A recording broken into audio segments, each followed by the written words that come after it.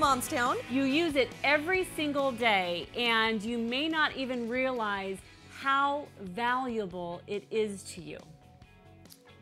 What is it? What is it? Sounds very intriguing. Aren't you all intrigued? It's your email. It's Yes. email, and it can be either your best friend or your worst friend. It can make your life simple, or it can complicate your life. So what we're going to do today is we're going to talk about how to effectively use email and your contacts and your newsletter list and building your list to build your business and to make money from home. Right, and if you have a very small business, maybe it's a service or a product business, recognize that email is your #1 friend. That's how you're going to communicate with potential clients, existing clients, and knowing how to structure your emails to help grow your list. That's the biggest thing. Well, and I think when you're busy and you're getting inundated with emails, because I think a lot of us get junk mail, we sign up for newsletters that we forget that we signed up for, which is one of the #1 tips also that we're going to share with you in the show about how to always, if you're sending out a newsletter, reminding people that they gave you permission to do that. Because how many times I get newsletters and I think, where in the heck did this come from? Did I sign up for this? I know. I think a lot of times you didn't sign up for it. They signed you up automatically or without your permission, which is not cool.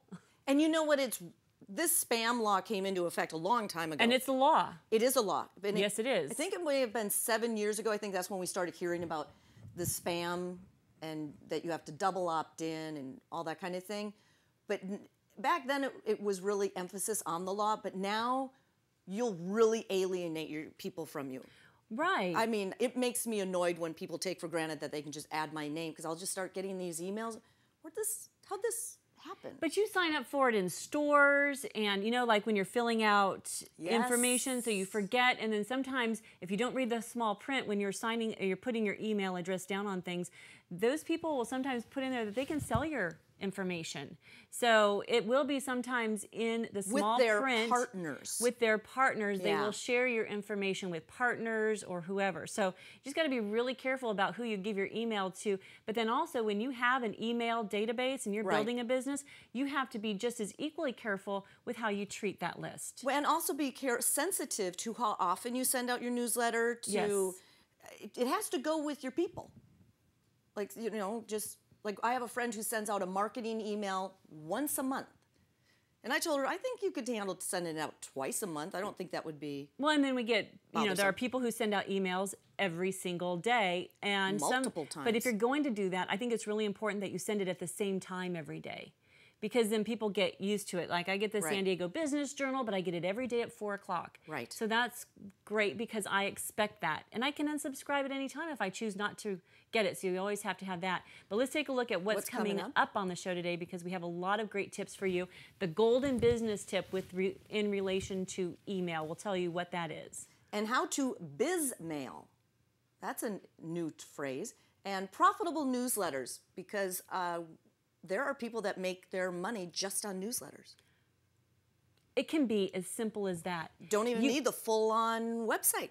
You do not need a full website. You need maybe a splash page. Yes. A really great newsletter and an effective and a good newsletter list and a shopping cart.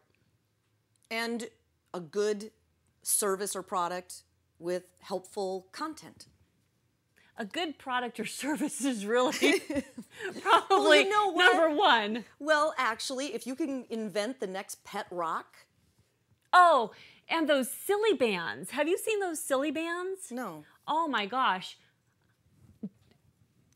Genius. You just can't even believe it. So those silly bands, they're rubber bands that the kids are putting on, and they're all different colors and all different shapes. Like some are stars and they're shapes of animals and all that stuff. So now they're collecting them, and these kids have rubber bands going up their arms with all different. Heard of them. You can get them at any like office supply store. Rubber bands that they charge, I don't know, under $5 for a pack of rubber bands. Oh my gosh. But the kids are trading them like it's the newest pet rock. See, there are a lot of great ideas that have not been thunk up yet. They're becoming such a problem in schools that they're actually starting to ban the bands.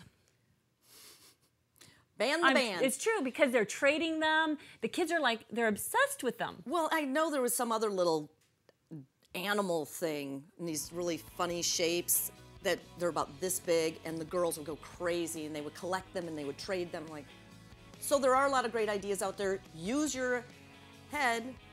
Well, put and your it's entrepreneur creating eyes that on. viral buzz and getting everybody kind of excited. Maybe you should really be thinking of things for the 10-year-old and under set. Seriously. Because once they find out, they spread it to all their friends.